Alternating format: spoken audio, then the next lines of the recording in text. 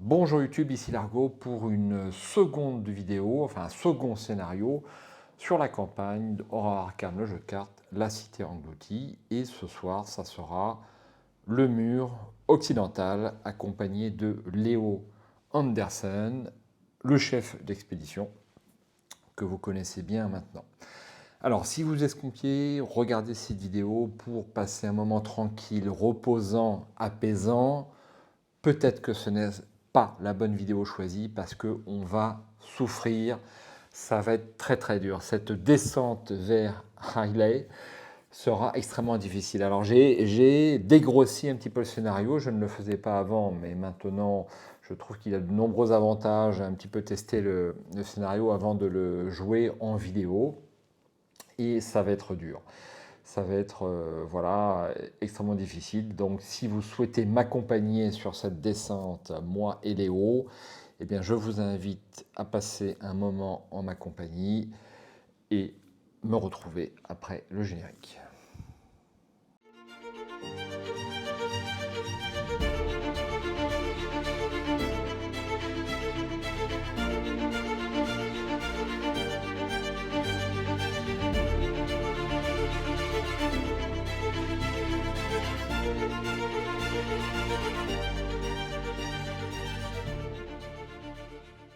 Alors, un petit mot sur la mise en place. Je pense que vous aurez vu, si vous suivez cette campagne, la vidéo précédente sur l'interlude. J'ai choisi, de façon tout à fait classique, une tâche, rentrer dans le rang des avoués et des honorés. Donc c'est une faiblesse permanente. Forcez quand vous subissez au moins un dégât, placez également un dégât sur rentrer dans le rang. Forcez quand la partie se termine, si la quantité de dégâts sur cette carte est supérieure ou égale à votre maximum de vie, dans votre carnet de campagne, cochez une progression sous cette tâche. Donc je pense que ça ne sera pas tellement difficile pour Léo Andersen compte tenu de ses nombreux alliés. Donc par rapport à la voie que j'ai choisie, c'est-à-dire je vais descendre le mur occidental, on peut éventuellement le jouer dans l'autre sens, à savoir qu'on remonte vers la surface, mais là je vais descendre. Donc je vais être accompagné dans mon deck de Andy Van Nortwick, le journaliste ambitieux, +1 en intelligence. Si votre lieu ne contient pas d'indice, ignorez la première attaque d'opportunité effectuée contre vous à chaque round. Je pensais que cette histoire prendrait une toute autre direction. Je le mélange à mon deck.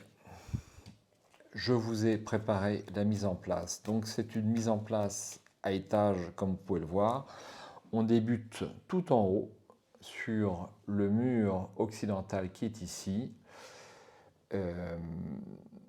Avec une valeur occulte donc de 1 puisque nous sommes au premier étage pour 2 actions, une fois par partie, on peut piocher 3 cartes, il y aura 2 indices ici. Donc vous voyez que ce mur a 5 étages et l'objectif va être d'arriver tout au fond, sachant que les tests de compétences sont de plus en plus difficiles au fur et à mesure que vous vous enfoncez. Une partie de ces lieux va être inondée, je vais le faire immédiatement, donc tous les étages 5 et 4 sont inondés, comme ceci. Alors, de nombreux effets de cartes se réfèrent donc au niveau d'inondation des étages. Donc, je vous rappelle qu'un lieu peut être non inondé, inondé partiellement, comme ceci, ou totalement inondé. On va regarder l'intrigue. Alors, est-ce que je vous ai lu le début du scénario? Je ne crois pas, donc je vais m'y employer immédiatement. Alors, vérifiez votre carnet de campagne. Si l'expédition se dirige vers l'ouest, continuez à le mur occidental 1, ça sera notre cas. Il devient de plus en plus évident, à mesure que vous avancez vers l'ouest, que la plage que vous longez est le sommet d'un ancien mur d'enceinte. Quelques dizaines de mètres plus bas, le mur forme une chute abrupte jusqu'à une place ronde au fond de l'océan. Avec un peu d'organisation, vous pourriez descendre en toute sécurité jusqu'au fond de l'océan en vous déplaçant de poche d'air en poche d'air, piégé dans les vieilles ruines. Si vous êtes prudent, vous pourrez peut-être atteindre le fond de l'océan en vie. Si un investigateur à la tâche ne pas nuire, résout l'histoire qui lui correspond, ce n'est pas le cas et je continue à la mise en place. Donc, je vous montre un petit voici la mise en place. Si vous voulez faire un petit gros plan, je l'ai faite pour vous parce que c'est assez long et fastidieux. Et dernier point, j'ai choisi un artefact ou un objet, j'ai un petit doute. Alors, un objet. On n'a pas encore d'artefact, c'est un objet. Donc j'ai choisi cet objet. Donc je vais démarrer la partie avec la tablette extraterrestre en jeu, utilisation 4 secrets, action rapide lors d'un test de compétence sur une carte glyphe ou Harley, incliner la tablette extraterrestre et dépenser un secret. L'investigateur qui effectue le test gagne plus 2 à sa valeur de compétence pour ce test. Donc ça tombe bien puisque tous les lieux sont Harley. Donc je vais avoir 4 tests avec un bonus 2 plus 2, c'est fantastique. C'est pas souvent qu'on a des choses qui aident, hein. Ok. Alors, est-ce que je vous ai tout dit? Non, il nous reste la grille de sanctions, si j'ose dire. Donc, jeton crâne, moins X, X est l'étage de votre lieu. Donc là, je suis au premier étage, donc un jeton crâne, c'est moins 1. Il y aura un jeton cultiste, moins 3. En cas d'échec et que votre lieu est complètement inondé, subissez un dégât. Tablette, moins 3. Je ne sais plus s'il y en a dans le deck. J'ai fait un changement juste avant. Moins 3, en cas d'échec, augmentez le niveau d'inondation de votre lieu. Et chose très ancienne, moins 3, moins 5 à la place si votre lieu est complètement inondé. Voilà pour la grille. Et on va attaquer l'intrigue. Vous pouvez vous frayer un chemin à travers les ruines croulantes grâce à de petites poches d'air. Chaque lieu est connexe à chaque lieu de la rangée qui lui est supérieur et à chaque lieu de la rangée qui lui est inférieur. Forcez, quand votre tour débute, si vous êtes dans un lieu complètement inondé, vous luttez pour respirer. Quand votre tour se termine, si, lors de celui-ci, vous n'êtes pas entré dans un lieu partiellement inondé ou pas inondé, ou si vous n'avez pas diminué le niveau d'inondation de votre lieu actuel, subissez 5 dégâts directs. Donc pour éviter de subir 5 dégâts directs, il faut à un moment donné du tour être passé dans un lieu partiellement inondé ou non inondé, ou avoir baissé le niveau d'un lieu, ce qui paraît logique. Voici pour l'intrigue. Et enfin, l'acte. Donc 13 fatalités, 13 tours. Descente dans les abysses. Une lumière clignote doucement à la base des fondations anciennes. Elle vous invite à vous rendre au fond de la mer. Vous devez procéder avec précaution. Pardon. Rapide, dépensez collectivement un indice, diminuez le niveau d'inondation de votre lieu. Objectif, rendez-vous au fond de la mer. Si chaque investigateur survivant est dans les fondations d'obsidienne, avancez. Il y aura peut-être plusieurs essais sur ce scénario, je ne saurais vous dire. Je crois qu'on va être prêt à démarrer. Je ne vois rien de plus, on est toujours inquiet sur ce jeu. Donc j'ai fait un petit test, comme je vous l'ai dit, j'ai pris beaucoup de plaisir à faire ce petit test, mais je me suis rapidement senti un petit peu étouffé, si vous voulez, par les profondeurs. Ok, écoutez, il va être temps de tirer sa main de départ.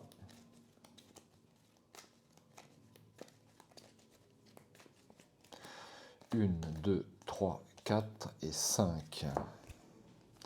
1, 2, 3, 4 et 5. Alors j'ai un chien de traîneau que je vais conserver et ça sera la seule carte que je conserve. Donc j'en prends 4 autres. 1, 2, 3 et 4. Une faiblesse que je retire, j'en tire une autre. Encore une faiblesse. Voilà ce que j'ai tiré. Donc je ne trouve pas ça exceptionnel. Mais ça sera ma main. Donc je me remélange ces cartes soigneusement.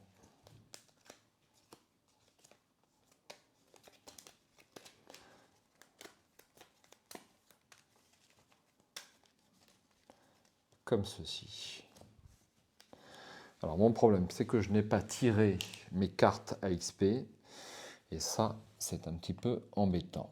Alors voici 2 chiens de traîneau. Fourmilière. enfin taper dans la fourmilière, un courage inattendu et prendre l'initiative. Et je vais attaquer le premier tour de jeu. Donc action rapide, grâce au pouvoir de Léo Anderson, sans dépenser d'action. Pour 2 ressources, je vais poser un premier chien de traîneau, comme ceci. Ensuite, eh bien, première et deuxième action, je vais piocher 3 cartes. Je vais le faire. Donc 1, 2 et 3. Toujours pas de carte à XP, c'est un petit peu embêtant.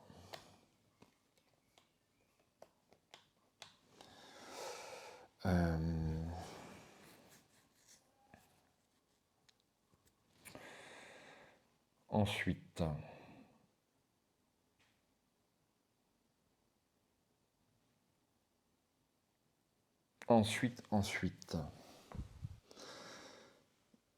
eh bien, je vais enquêter. Donc, pour l'instant, je suis à 3 d'intelligence contre une valeur occulte de 1.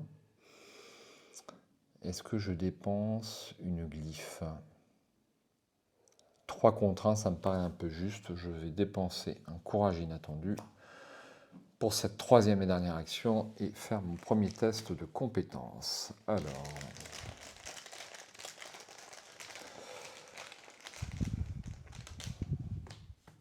-1, c'est réussi. Désolé pour le faux jour. Et j'ai, c'est un peu loin, un premier indice.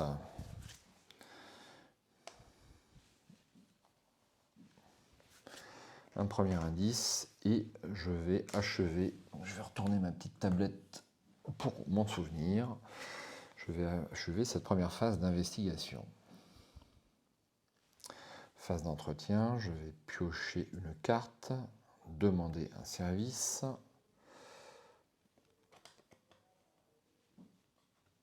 J'aimerais bien que vous voyiez toutes les cartes dans la mesure du possible. Je vais prendre une ressource, je vais récupérer mes actions. Je vais poser une première fatalité sur la carte intrigue et une première carte. Une première carte traîtrise.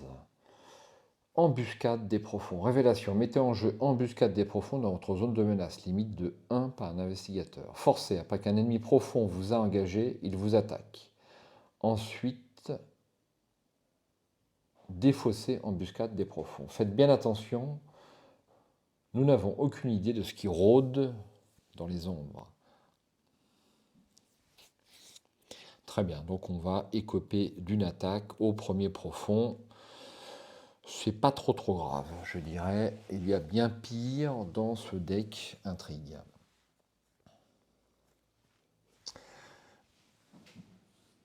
Deuxième tour. Alors je vais jouer gratuitement, enfin sans action, mais pour 2 ressources quand même, un deuxième chien de traîneau, comme ceci. Alors, est-ce que j'aurais pas dû jouer Mitch Brown? Je préfère avoir un deuxième chien de traîneau. Alors, est-ce que je vais chercher mon premier ennemi? Ben, je vais faire ça. Donc, première action, je vais jouer un tapé. Je suis pas très bien armé encore quand même.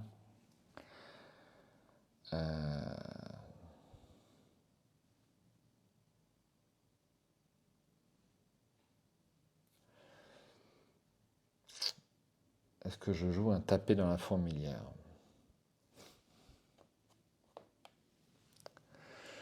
J'ai pas tellement envie de jouer un tapé dans la fourmilière. Est-ce que... Première action, je vais faire un test d'enquête. 3 en intelligence et je vais dépenser une utilisation de la tablette extraterrestre pour me mettre un +2. Non, je vais pas faire ça, je vais pas faire ça. Je vais plutôt prendre l'initiative, c'est ma première action. Ce qui m'amène donc à 6 contre 1. Est-ce que c'est pas trop? Est-ce que c'est pas trop?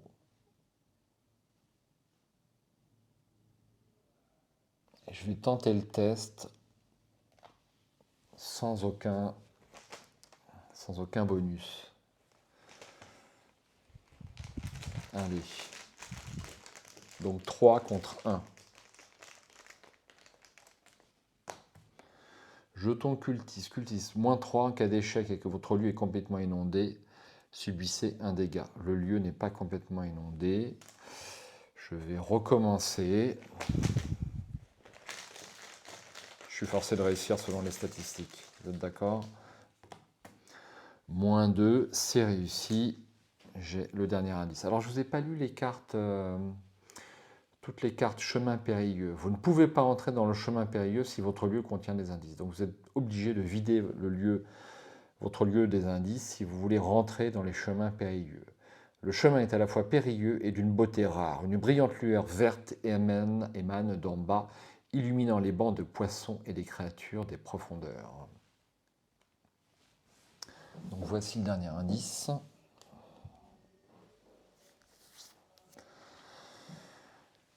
Voici le dernier indice, et donc je peux peut-être me déplacer. Est-ce que c'est utile de me déplacer sur cette troisième action?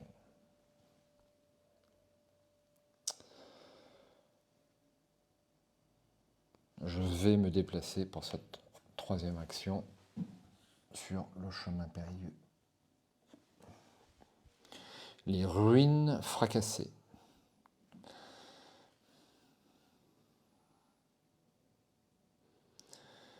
X est l'étage de ce lieu, donc c'est l'étage 1. Si ce lieu n'est pas inondé, vous découvrez ce glyphe. Il n'est pas inondé. Ah, donc il faut dépenser une action. Dans votre carnet de campagne, indiquez étranger sous le signe, je vous laisse lire, dans le registre des glyphes. Ce glyphe a été traduit, un point de victoire. Ça m'intéresse. Enfin, un point de victoire pour le lieu. Ok. Alors, il n'est que partiellement inondé. Nous allons avoir 2 indices sur les ruines fracassées. Fin de mon tour.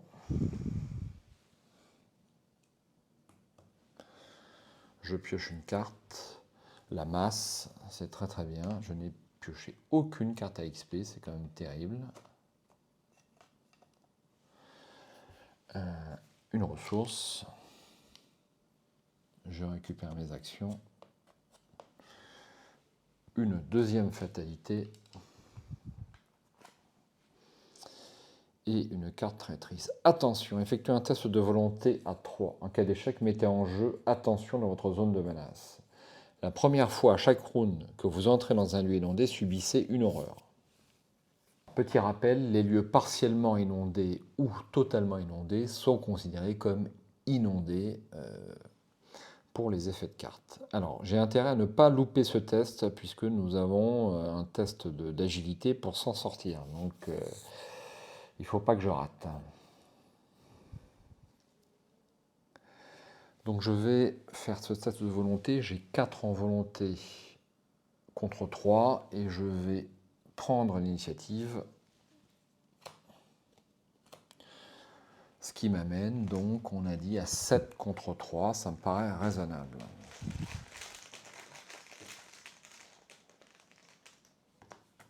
C'est réussi et c'est super. Je défausse. Voilà.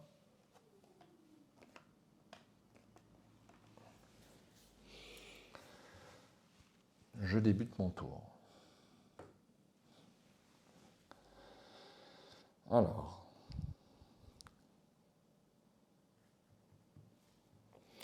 Donc avec mes 2 chiens de traîneau, si j'attaque, j'ai plus 2 en attaque, ce qui m'amène à 6, et je fais à chaque fois 2 points de dégâts. Une seule fois, ce qui n'est pas énorme.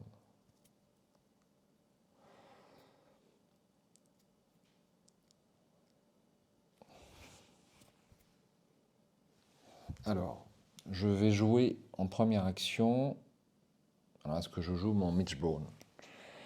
pour 2 ressources. Je vais jouer mon Mitch Brown pour 2 ressources gratuitement, sans action. Première action, je joue taper dans la fourmilière. Cherchez un ennemi non élite parmi les 9 cartes du dessus du deck rencontre et générez-le engagé avec vous, au lieu de son lieu de génération normale. Ensuite, découvrez un indice dans votre lieu et gagnez X ressources, X étant la valeur de vie de cet ennemi. Mélangez le deck rencontre. Alors je prends 9 cartes ici. 1, 2, 3, 4, 5, 6, 7, 8 et 9. Alors, on a la matrone. Alors, la matrone, elle est un peu difficile. On a un esclave profond. Alors, je rappelle que j'ai embuscade, il va m'attaquer, mais c'est pas grave. Je crois que je vais me prendre un facile quand même. Mais lui, il n'a que 2 points de vie, il m'a rapporté que 2 ressources. C'est pas énorme. Alors, j'ai le choix entre un esclave profond ou la matrone des profonds.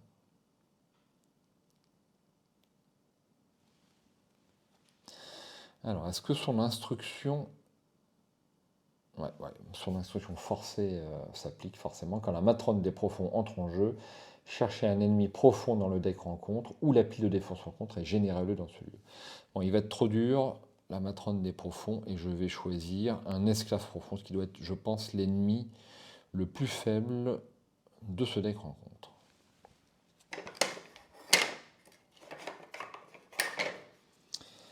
Hop, comme ceci. Un petit peu de manipulation, je remélange.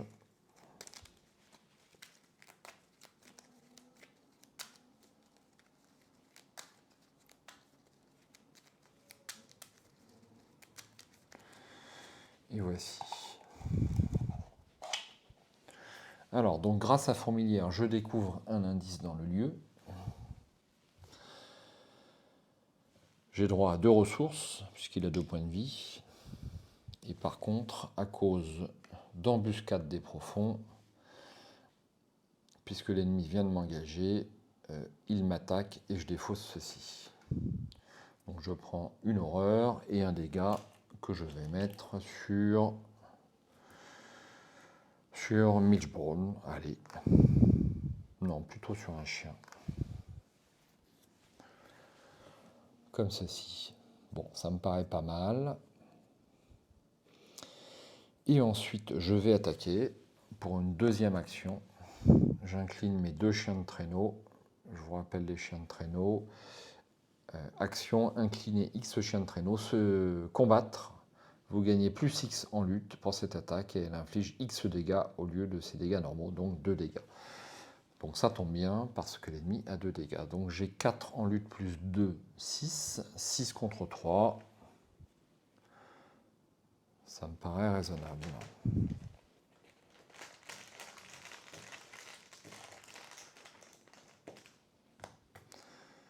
Eh bien c'est réussi, c'est moins 3, c'est réussi de justesse.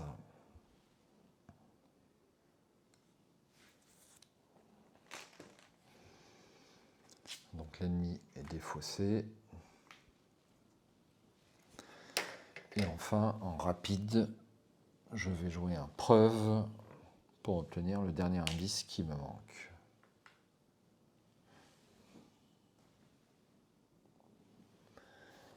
Comme ceci.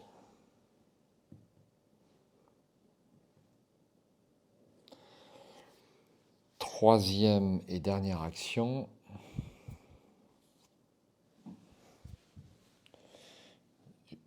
Alors ça, des fausses. J'ai envie de piocher une carte. Parce que je n'en ai plus beaucoup. Et ça sera un autre tapé dans la fourmilière. Mon tour est fini. Je pioche une carte. Présence motivante. Une ressource. Je récupère mes actions.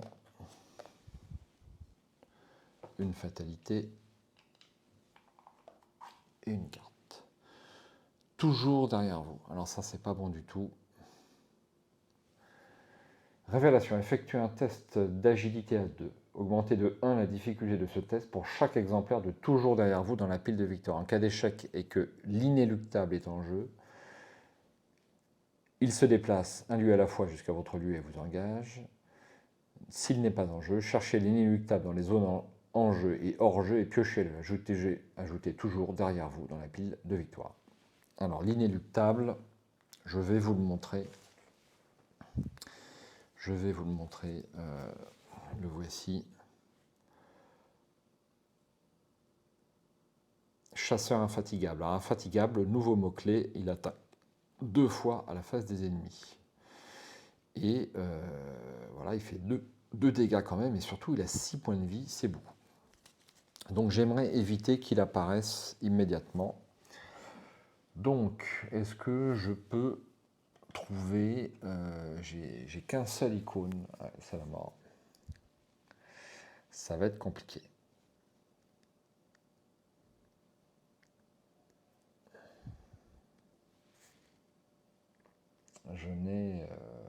Ça va être compliqué. Ben, je pense que je vais rater ce test. Mais bon. Alors, est-ce que je joue en présence? Non, je peux juste jouer demander un service. Et c'est tout. Pour me faire plus 1. Est-ce que ça vaut le coup?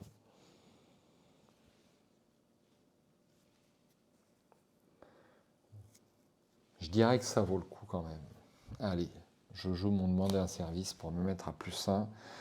Ce qui m'amène à 2 contre 2.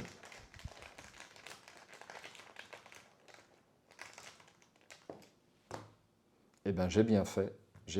Pour une fois que j'ai du bol. Je respire, n'est-ce pas? Alors,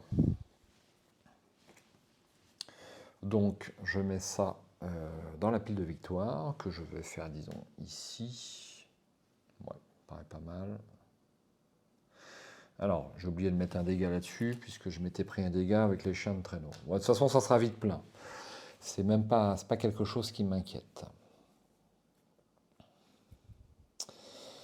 Et je vais entamer ma phase d'investigation. Alors, je vais me déplacer pour une action.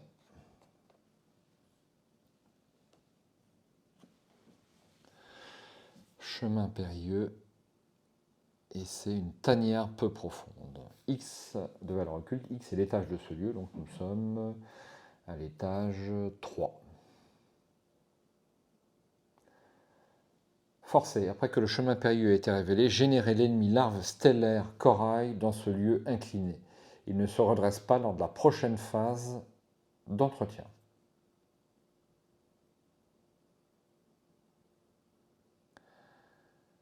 Ah ouais, ok. Alors, un indice. La larve stellaire, donc c'est un ennemi mis de côté au début, que voici. Splendide illustration.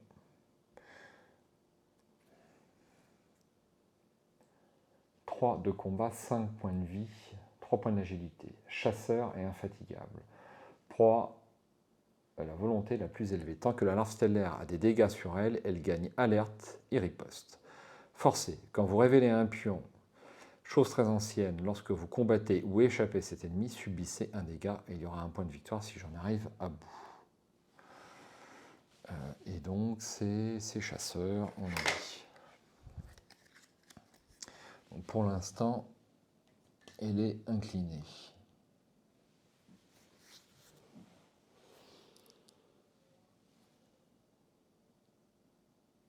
Alors, vous avez compris le mode de déplacement. Je peux me déplacer d'un étage à l'autre, mais je ne peux pas me déplacer horizontalement. Donc, je ne peux pas explorer tous les lieux de la ligne.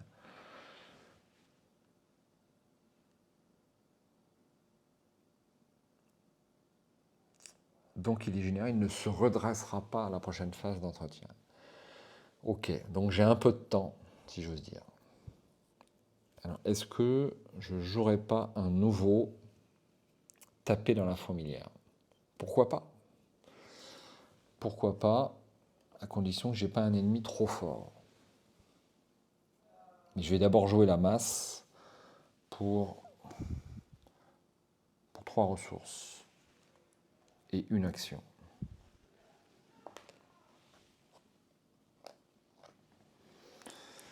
Et donc, sachant qu'il ne me reste qu'une seule action, je trouve que générer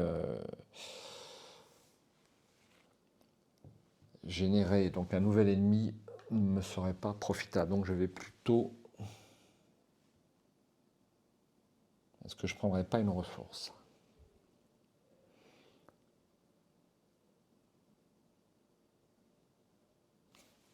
Je vais prendre une ressource en dernière action.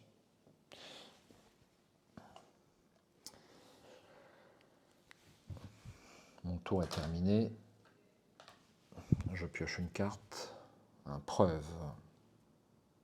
Je me demande si j'avais bien... Ouais, j'avais bien payé la ressource. Une ressource supplémentaire. Je récupère mes actions. Je mets une fatalité et je prends une carte. Imitation astucieuse. S'il n'y a pas d'ennemi monstre en jeu, imitation astucieuse gagne renfort. Alors, est-ce que la larve stellaire est un monstre?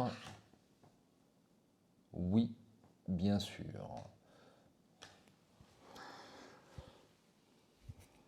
Sinon, effectuez un test d'intelligence à 3. En cas d'échec, l'ennemi monstre le plus proche vous attaque, quel que soit son lieu actuel.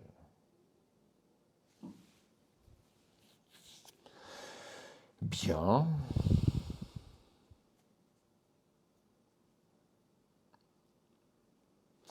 J'ai donc 3 en intelligence. Est-ce que je me mets un +1, voire un +2?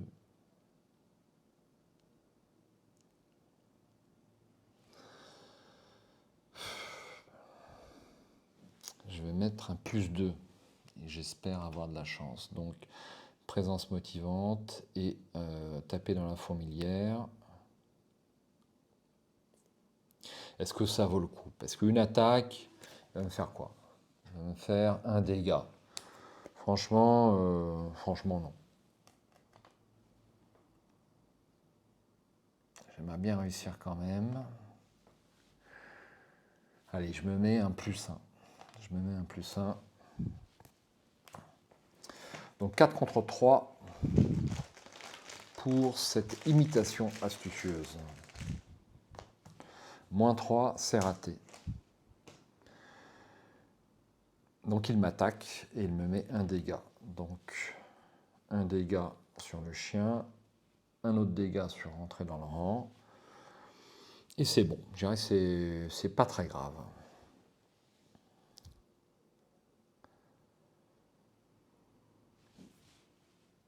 Je rajoute une fatalité. Non, qu'est-ce que je fais? C'est mon tour, pas déconner.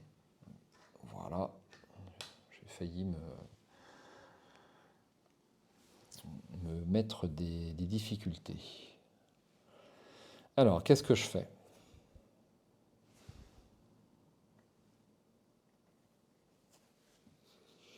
Donc là, j'ai bien envie de faire mon tapé dans mon fourmilière pour me mettre à l'abri du besoin, j'irai jusqu'à la fin de la partie. Donc pour une action, je joue taper dans la fourmilière. Je prends les 9 cartes du dessus du deck. 1, 2, 3, 4, 5, 6, 7, 8 et 9. Direct, vous avez vu la classe. Alors, j'ai une anguille électrique qui me rapporterait 5 ressources. Mais ça va être un peu compliqué quand même. Est-ce que je jouerai pas la facilité? J'ai un vieux profond.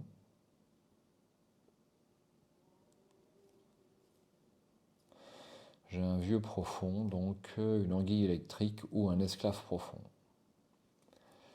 Est-ce qu'il y a un ennemi avec 3 points de vie? Non.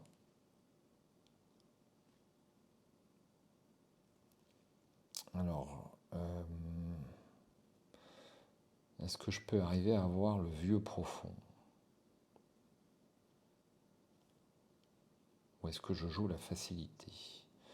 Donc le vieux profond, un coup de chien et une masse à -1. Et je peux y arriver, mais j'ai un risque. J'ai un risque important d'échouer. Je vais jouer la facilité avec un esclave profond compte tenu de la présence de la larve stellaire. Hein. Allez, esclave profond. Et je remélange. Je vais lentement, je sais, mais je préfère parce que j'ai remarqué que plus on va lentement sur ce jeu, plus on a de chances d'éviter les erreurs.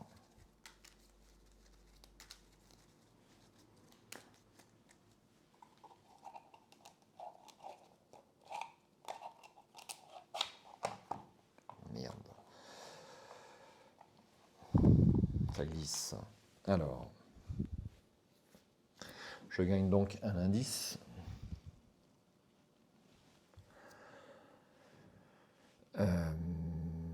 Je gagne 2 ressources. Et c'est bon.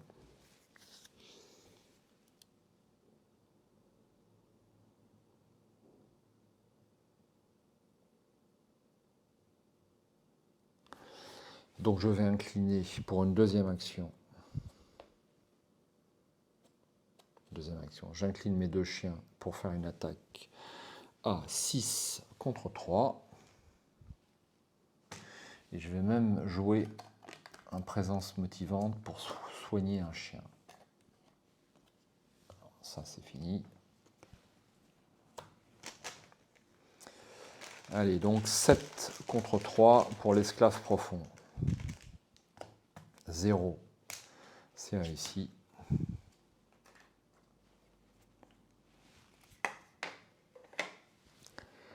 Je peux même pas jouer mon preuve. Enfin bon, tant pis.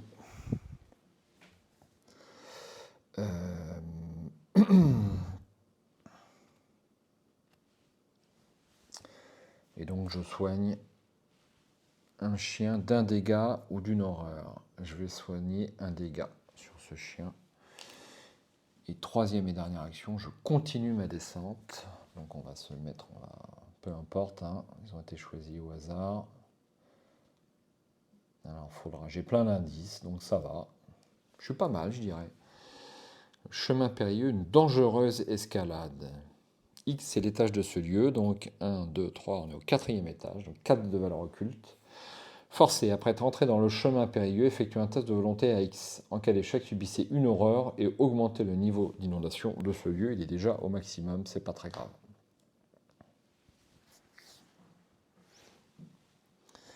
Donc 4 pour la difficulté de ce test et j'ai 4 en volonté. Je peux réussir. Eh bien, j'ai raté. Donc, je subis, on a dit, une horreur. Allez, une horreur sur Mitch Brown. Petit parcours, aperçu de la zone de jeu. Et je continue. Alors, un indice ici. Fin de mon tour.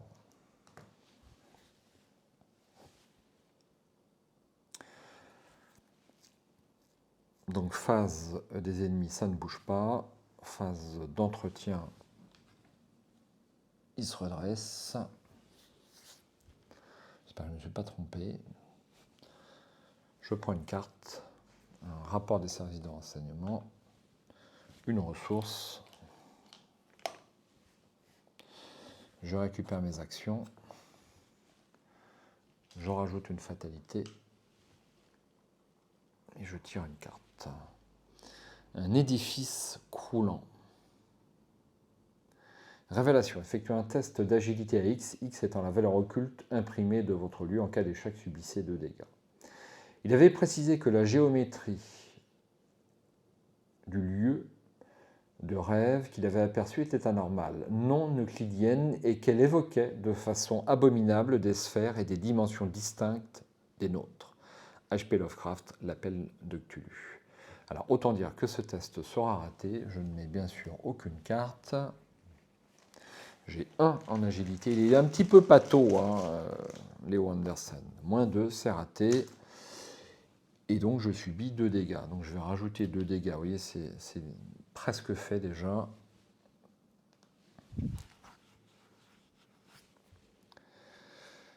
2 dégâts et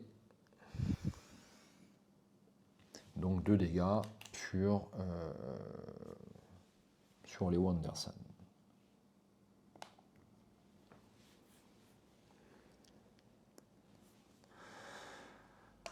Ensuite,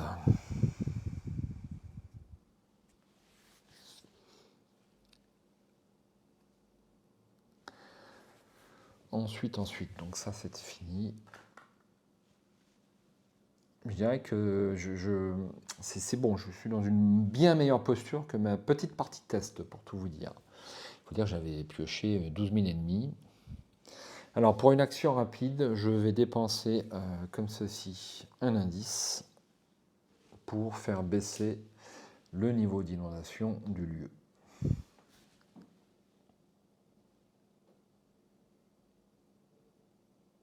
Ensuite, j'ai bien envie de piocher des cartes et puis d'attendre que cette larve stellaire arrive, parce que de toute façon, il faudra m'en débarrasser.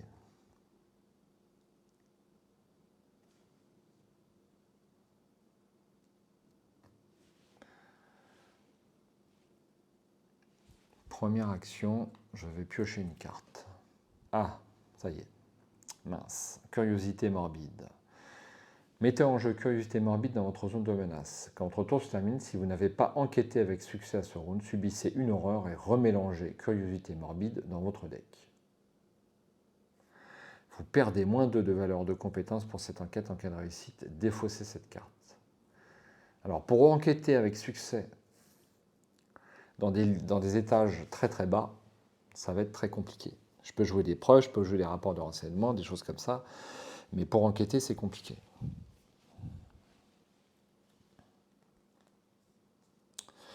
Deuxième action, je vais repiocher une carte, une scène de crime.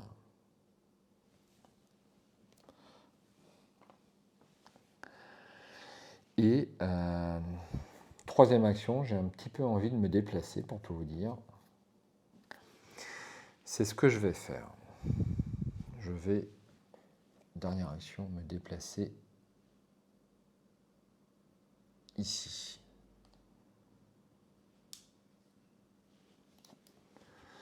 Échafaudage englouti.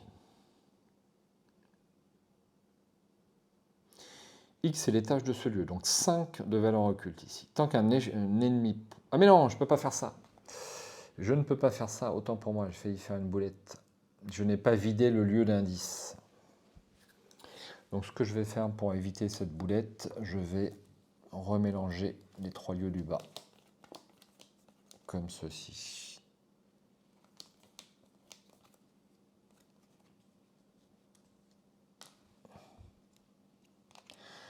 Donc qu'est-ce que je fais pour ma troisième action? Je vous le demande.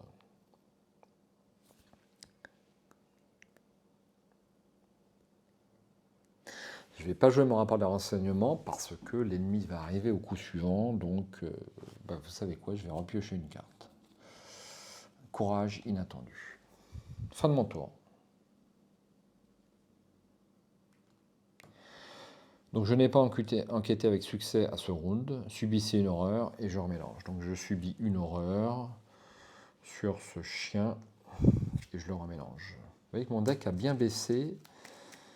Je me demande si je ne vais pas arriver au bout.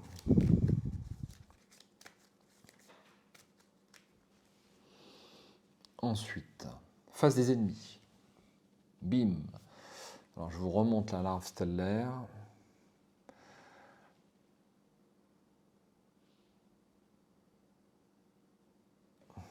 Que voici. Donc elle me fait un dégât. Que je vais mettre sur le chien. Sur le dernier chien, comme ceci.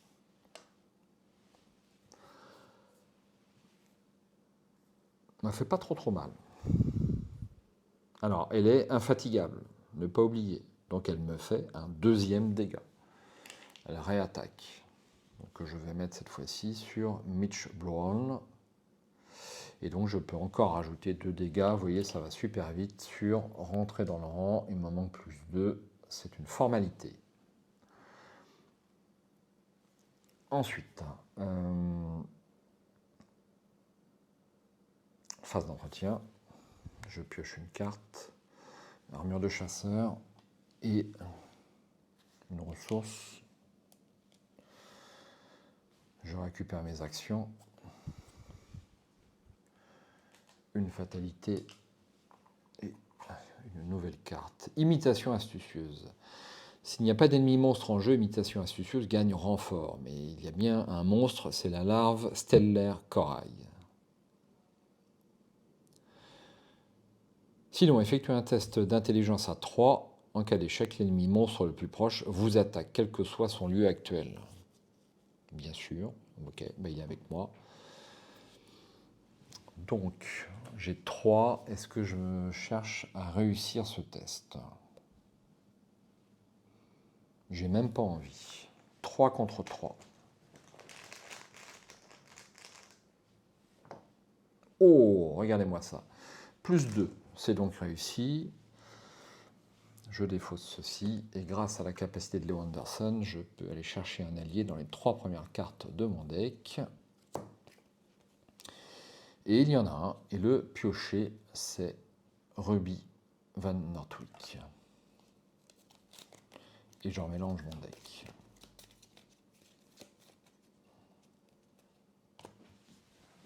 Je n'ai pioché aucune carte à XP, pas une.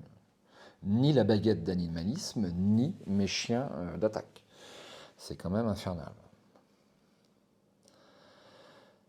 Allez, on y va. J'incline mes 2 chiens.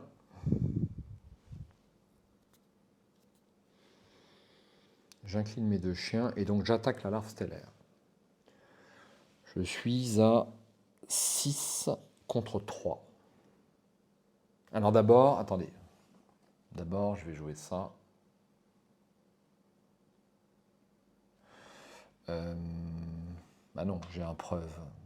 Le preuve sera beaucoup mieux. Ok, le preuve sera beaucoup mieux.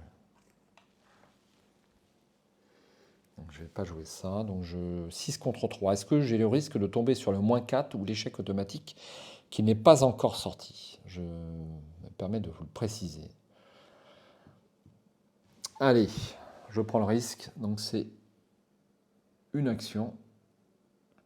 Alors, question, est-ce que je pouvais jouer avant de faire ma première action? Est-ce que je pouvais jouer mon Andy Van Nortwick? Donc, j'ai 2 chiens de traîneau qui occupent un emplacement d'allié.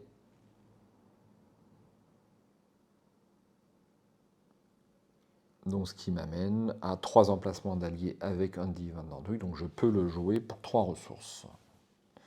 Et il me donne +1.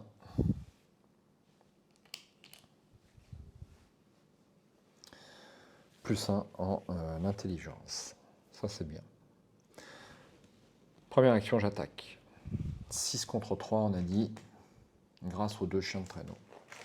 Ça serait bien de ne pas rater, n'est-ce pas? Jeton crâne, X est l'étage de votre lieu. Nous sommes à l'étage 4 et c'est raté. C'est raté, c'est raté, il n'y a pas à tortiller, c'est raté, merde, merde et merde. Et bien tant pis, c'est comme ça fait partie du jeu. J'avais oublié le jeton crâne, j'avais oublié. Bon, ben je vais utiliser la masse pour gagner +2 et infliger plus de dégâts, donc 3 dégâts. Alors, pas de riposte. Non, elle n'a pas alerte ni riposte, parce qu'il n'y a pas encore de dégâts sur elle, donc j'ai du bol. Donc, +2 en lutte, ça me mène à 6, à nouveau à 6 contre 3. Ben, vous savez quoi, là, comme je vais utiliser mes 2 dernières actions, je vais utiliser un courage inattendu. Ce qui m'amène à 8 contre 3.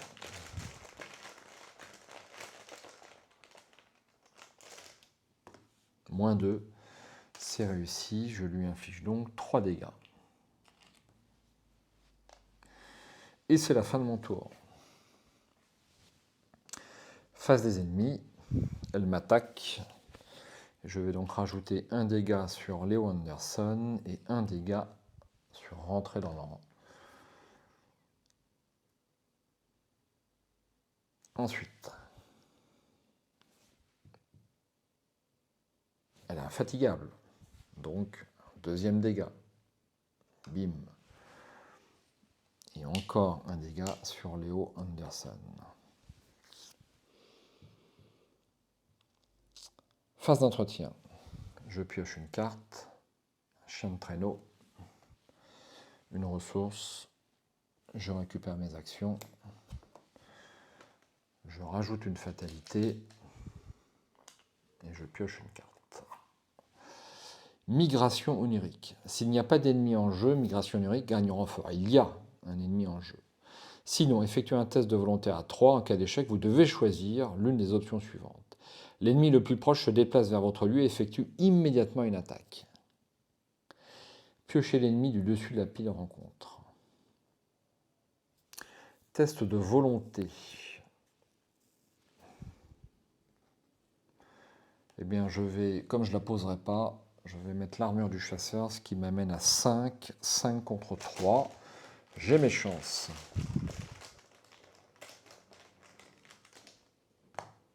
Eh ben non, c'est raté. C'est raté. Donc l'ennemi m'attaque. Alors j'ai un petit doute sur le mot-clé infatigable, qui je crois ne s'applique qu'à la phase des ennemis. Infatigable. Certains ennemis de cette campagne ont le mot-clé infatigable. Lors de la phase des ennemis, à l'étape 3, chaque ennemi a le mot-clé infatigable, attaque 2 fois. Bon, heureusement. Donc là, je reprends un dégât. Donc, je reprends un dégât sur Léo Anderson. Et puis, comme vous pouvez le voir, rentrer dans le rang a atteint 8 dégâts, qui est la valeur de points de vie de Léo Anderson. Donc la tâche est réussie. Bon, finalement, c'est pas trop méchant. Ça se redresse. Allez. Donc je vais incliner mes 2 chiens et retenter une attaque. Alors ça serait bien que j'y arrive, n'est-ce pas? Alors question, avant de faire ça, est-ce que je joue mon 3e chien? Donc est-ce que je peux le jouer? Je n'ai pas la baguette d'animalisme, donc je ne peux pas le jouer.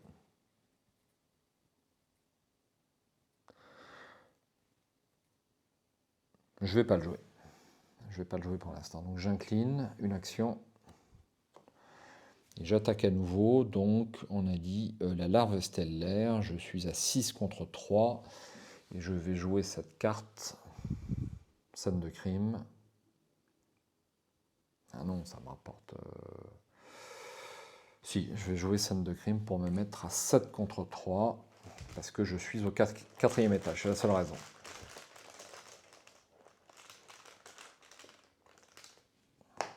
Moins 3. C'est réussi. Donc je fais 2 dégâts. Et cet ennemi va dans la pile de victoire.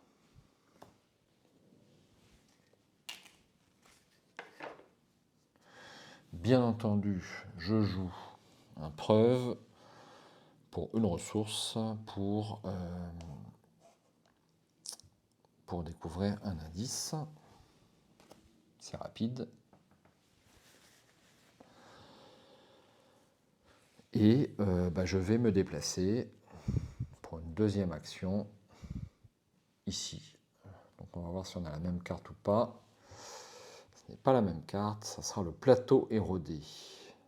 Donc X est l'étage de ce lieu, donc là c'est 5 de valeur occulte. Forcé, après être entré dans le chemin impérieux, effectuez un test d'agilité à X. En cas d'échec, subissez un dégât et augmentez le niveau d'inondation de ce lieu qui est déjà au maximum.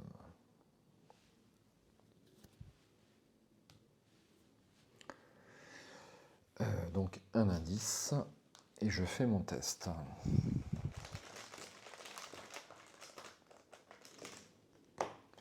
Moins 4, figurez-vous que c'est raté. Donc je subis un dégât que je mets sur Léo Anderson. Commence à sentir le roussi. Léo Anderson, il ne faudrait pas que je prenne 2 dégâts directs. Hein. Et voilà.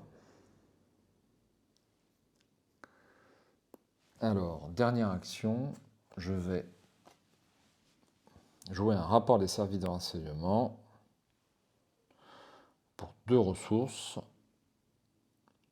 Et je vais découvrir un indice.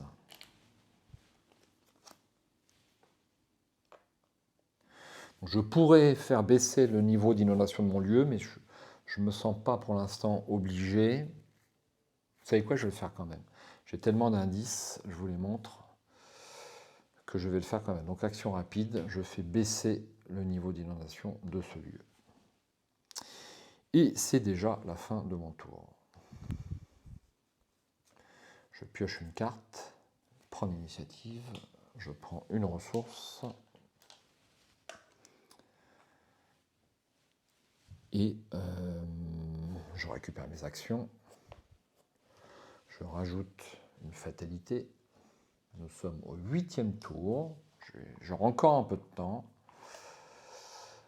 La matrone des profonds. Alors ça, c'est moins bon. N'importe quel lieu révélé.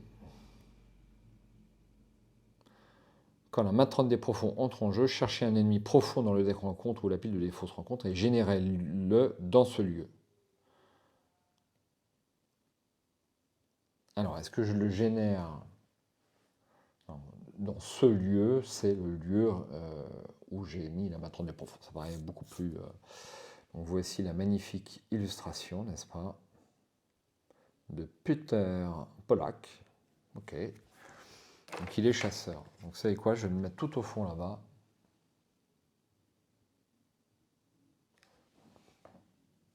Puisque c'est un lieu révélé. Et je vais chercher un ennemi dans le deck rencontre. Profond.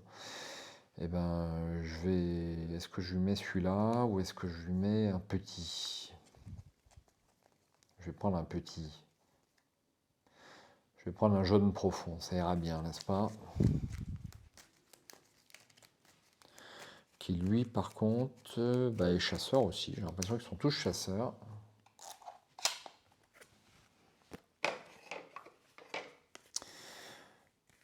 Alors, vous savez quoi? On va le mettre sur la même, parce que de toute façon, ils vont se déplacer ensemble. Donc, ça ira très très bien.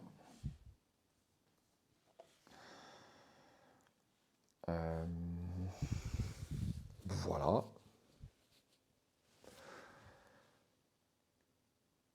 Alors, que je ne me trompe pas quand même sur le lieu révélé. N'importe quel lieu révélé. Échafaudage englouti si possible. L'échafaudage n'a pas été placé sur la carte pour l'instant. Alors. Donc là, je ne vais toujours pas mettre de chien de traîneau. Pour une action, je vais me déplacer ici. Donc je rappelle, on peut se déplacer. Je pourrais même aller là si j'avais envie. Vous avez compris.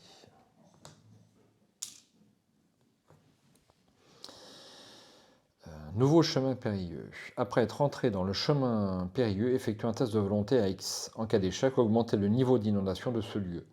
Si le niveau d'inondation de ce lieu ne peut pas augmenter, choisissez et défaussez un soutien allié que vous contrôlez à la place. Alors, test de volonté à X. Donc là, on est au 4e étage. Donc c'est 4 contre 4. Et il y aura un indice. Est-ce que c'est grave si je me défausse d'un allié? Je vous dirais pas tellement.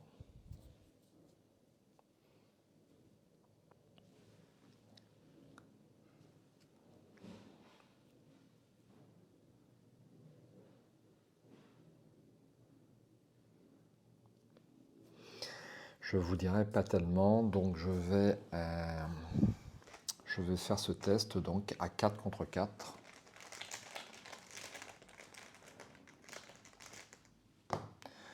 Jeton crâne, c'est moins X, donc ça fait moins 4, c'est raté. C'est raté, donc je vais défausser un chien de traîneau, comme ceci.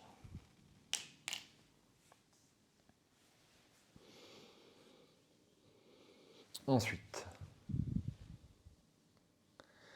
deuxième action. Donc là, si j'enquête, c'est 4 de valeur occulte. Je peux me placer donc à 2 plus 4, je peux me mettre à 8. Je vais le faire. Donc je vais dépenser une tablette extraterrestre, incliner la carte pour avoir plus 2 sur ce test de compétences et jouer un prendre l'initiative, donc qui perd un icône puisque j'ai joué une action. Donc ce qui m'amène à plus 4 pour ce test, et donc 7 contre 4. C'est pas gagné-gagné. Mais c'est pas perdu. Allez, un peu de chance. Oh putain. C'est raté. C'est raté, c'est raté, c'est raté. Alors ça, c'est pas bon du tout. Ce n'est pas bon du tout. Ah mais non, c'est réussi. C'est réussi. J'ai plus 1 en intelligence. Je souffle. Je suis devenu tout vert. Donc c'est réussi. Que je suis content. Et donc, dernière action, je vais me déplacer ici. Fondation d'obsidienne. Ah, et ben c'est ce que je cherchais.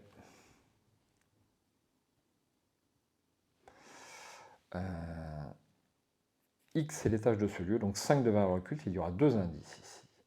Action, effectuer un test d'intelligence à 3. En cas de réussite, piocher la traîtrise mise de côté, frise des fonds marins.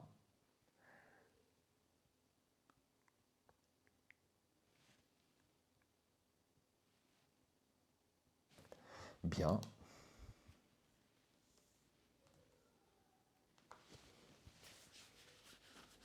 Alors, je crois que j'ai oublié de faire ça. Oui. Comme ceci. Donc, on a dit 2 indices. Souvent, en fin de scénario, on accélère un peu et on fait les boulettes. Je garde mon rythme.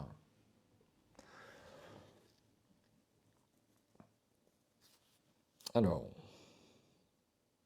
je ne vais pas y arriver à ce tour-là, c'est clair et net. Donc, dernière action, je vais piocher une carte. Ah bah ça, c'est super. Rapport des services de renseignement.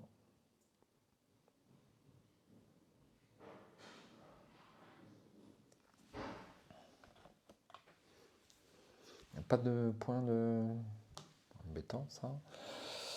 Ok, fin de mon tour.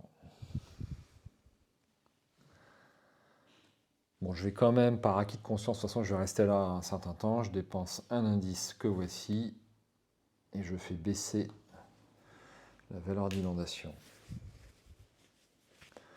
Fin de mon tour. Face des ennemis. Bim.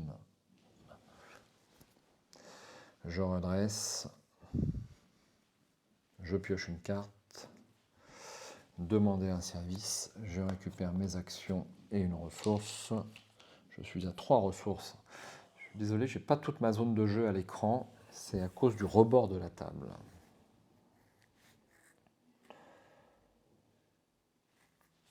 Je rajoute une fatalité. On est au 9e tour. Et je pioche une carte. Un œil des profondeurs. Très belle illustration à nouveau. JP Target. Je suis tombé sur une vidéo de Maxildan il n'y a pas longtemps qui nous disait qu'il avait été déçu par Horror Arkham parce qu'il trouvait ça trop complexe, trop difficile et un peu frustrant. J'ai envie de lui dire, n'est pas investigateur qui veut. Certains ne sont pas servis par la vie et donc il ne jouera pas à Horror Arkham. Révélation. Mettez en jeu l'œil des profondeurs dans votre zone de menace, limite de 1 par investigateur. Traitez chaque pion cultiste et tablette que vous révélez lors d'un test de compétence comme étant un pion, chose très ancienne. Action, effectuer un test de volonté à 3 en cas de réussite, défausser l'œil des profondeurs. Ok.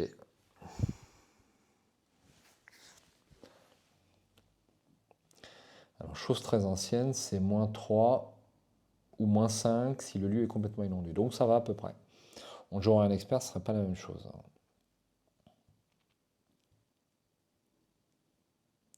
Alors. Donc je vais jouer en action gratuite mon chien de traîneau pour 2 ressources. Et est-ce que je peux enquêter? Donc il y a, c'est un test à 3. G4. Alors je vais le faire. J'incline la tablette extraterrestre. Je dépense un secret. Je joue les deux icônes ici pour avoir un total de, ça fait combien? Ça fait 8. 8 moins 3. Donc ça fait, je couvre même les moins 5 avec les jetons crâne. Donc ça me va.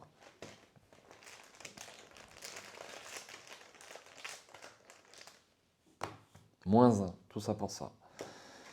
Ok, donc j'ai réussi le test, donc c'est ma première action, ne pas oublier. Je pioche la traîtrise mise de côté, frise des profondeurs. Alors, je ne sais même pas ce que c'est. Frise des profondeurs. La voici. Très belle illustration à nouveau. Rob Lasquet. Attachez frise des fonds marins à votre lieu. Ne peut pas être annulé. Frise des fonds marins ne peut pas quitter le jeu. Action. Effectuez un test de lutte à 2. Ensuite, effectuez un test de volonté à 2. En cas de réussite à ces deux tests, retournez cette carte et résolvez son texte. Je ne sais pas ce qu'il y a au dos. J'ignore ce qu'il y a au dos. Alors, c'était au début du tour. Hop.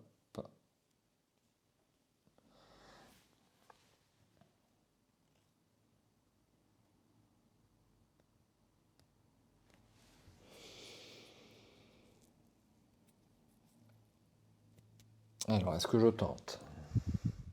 C'est des tests à 2, donc c'est pas trop difficile, mais bon. Donc ça, c'est fini. Allez, deuxième action, je tente ce test, donc test de lutte. Donc j'ai 4 contre 2. 4 contre 2.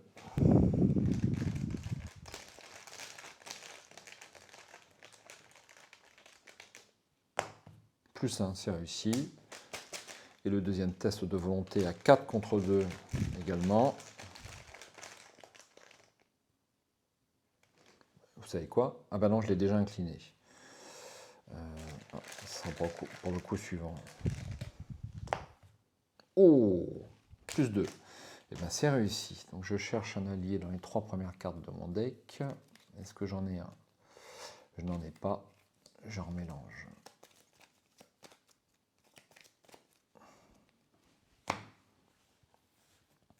Et donc j'ai réussi. En cas de réussite à ces deux tests, retournez cette carte et résolvez son texte.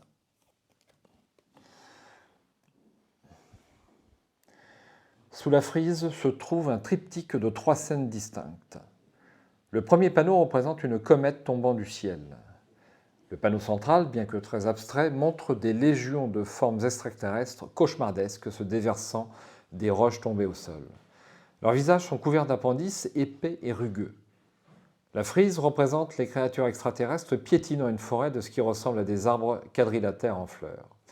La dernière frise représente une vague de créatures musculeuses et vermiformes se déversant des rochers célestes pour inonder leur environnement. Vous découvrez ce glyphe dans votre carnet de campagne indiqué parasite sous le signe que vous pouvez lire. Dans le registre des glyphes, le glyphe a été traduit. Ajoutez cette carte à la pile de victoire. Ça, c'est bien. Hop. Voilà. Alors, dernière action.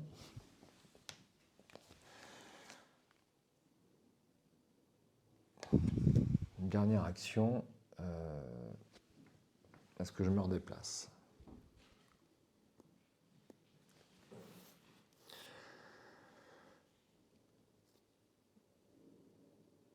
Alors, jetons un œil sur l'acte. Rendez-vous au fond de la mer. Si chaque investigateur survivant est dans les fondations d'obsidienne, avancez.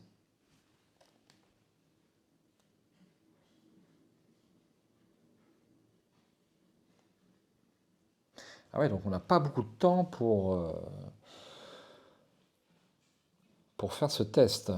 J'ai eu un gros coup de bol, on dirait. Puisque je vais être obligé d'avancer Mais avancer à la fin du tour ou...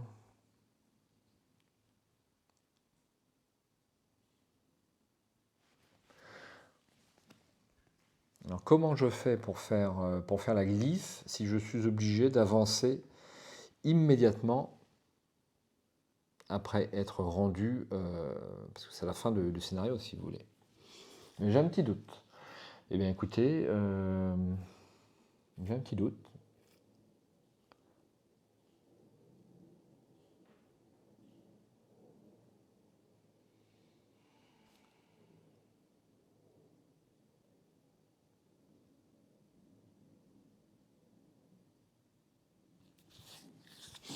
Curieux, bah écoutez, de toute façon je ne vais pas m'attarder, j'ai pas de raison particulière de m'attarder, donc je vais m'arrêter là, et donc je vais retourner. Andy Van Nortwick est le dernier à descendre dans l'anneau de colonne noire à la base de la cité. Il regarde avec stupéfaction un champ d'énergie scintillant au centre de la place sous-marine. Cette force ondule autour des colonnes comme une bulle persistante, créant une poche d'air respirable. Un long tunnel serpente depuis votre position jusqu'à l'entrée du dôme sous-marin. Vous avez enfin atteint le fond de la mer. Bon, bah écoutez, ce scénario s'est merveilleusement bien déroulé. Bon, l'inéluctable n'est pas sorti. Au niveau des cartes traîtrises, ça a été. Franchement, ça s'est beaucoup mieux passé que la partie que j'ai fait en test, pour tout vous dire. Où je n'étais pas arrivé, je peux bien vous le révéler maintenant, je n'étais pas arrivé au bout. Donc là, il me restait plus de 4 tours quand même. Bon, il reste, j'aime pas avoir un petit doute quand je joue un scénario. Et je ne vois pas comment faire l'action sur cette carte, sur les fondations d'obsidienne, si dès qu'on y entre, il faut avancer. Ça, c'est tout à fait étonnant. Bah, écoutez, vous me direz si vous avez une opinion différente sur l'action pour trouver la frise. Parce que si on ne peut faire la frise qu'à plusieurs, c'est-à-dire si vous avez un autre investigateur qui est ailleurs et donc on ne peut pas faire avancer, donc a priori on peut le faire qu'à plusieurs, mais bon ça paraît anti-jeu quand même. Hein. Alors, je vais vous lire cette introduction. J'espère que j'ai pas fait de boulette sur ce scénario. Et donc on a dit que c'était la conclusion 1 de la page 15. Le fond de l'océan est une folie onirique, couverte d'une flore sinistre et habitée de créatures cauchemardesques. Un poisson lanterne mutant, que l'on pourrait qualifier d'antédiluvien, nage placidement dans une forêt d'herbes marines en eau profonde. Une autre créature des abysses, aux yeux brillants et à la mâchoire anguleuse, nage droit sur vous, mais se détourne au dernier moment du champ scintillant qui maintient l'eau à distance. Dans votre camp de campagne, rayez le mur occidental sur la carte de Ryland. Si un investigateur a la tâche de ne pas nuire, il résout l'histoire qui lui correspond ci-contre. Ce n'est pas le cas. Chaque investigateur reçoit un total de points d'expérience égal à la valeur X, à la valeur victoire X de chaque carte dans la pile de victoire passée à la conclusion numéro 3. Alors on va d'abord regarder les points de victoire. Donc j'ai un point de victoire là-bas, ça fait 1. Pas beaucoup, hein. 1, 2, 3. Moi, je m'attendais à beaucoup mieux. Donc 3 points de victoire seulement. J'aurais peut-être dû attendre un petit peu. Bon. Ouais, c'est possible. Un dôme antique brille d'un éclat hypnotique au fond de l'océan. Alors que vous vous émerveillez devant ce spectacle étrange, un morceau d'obsidienne se détache loin au-dessus de vous et tombe en contrebas sur le dôme. Au lieu de se briser, le dôme ondule avec souplesse, tandis que le rocher passe à travers dans un fracas de tonnerre. Quelque chose en son centre projette une barrière qui repousse l'eau, mais laisse passer les objets solides. Quelle que soit la technologie étrange contenue dans cette structure, elle intéressera probablement Tillinghast. Cependant, vous pouvez également vous rendre à Harley. Une porte ronde à la base du mur, contenue dans le même champ lumineux que le dôme, vous invite à pénétrer dans la ville. Les investigateurs doivent prendre une décision. Pour découvrir le secret du dôme des fonds marins, continuer au quartier englouti. Pour progresser dans les souterrains de Riley, continuer à Le Rucher, page 19. Je pense que je vais aller faire le quartier englouti, si vous n'y voyez pas d'inconvénient. Bon, et bien ainsi s'achève ce scénario. Donc un scénario quand même intéressant, où l'impression de profondeur est bien rendue. Comme toujours avec les pions inondés, j'ai pas été, je pense, trop ennuyé avec ces inondations, mais on sent bien la pression qui monte. Et puis surtout la descente, où c'est de plus en plus dangereux de descente, avec des tests de plus en plus difficiles. Et le scénario m'a paru tout à fait sympathique, hein.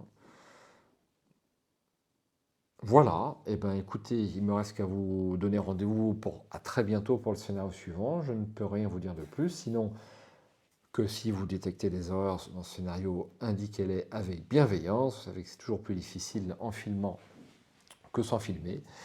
Et comme d'habitude, si j'ai trop d'erreurs, je le referai. Et puis si c'est validé, eh bien je continuerai par le scénario suivant, plutôt assez rapidement, parce que je me suis bien amusé. Même si je ne suis pas aussi enthousiaste que certains en vidéo, je me suis bien amusé sur cette partie en solitaire. A très bientôt et merci d'avoir suivi la vidéo. Ciao!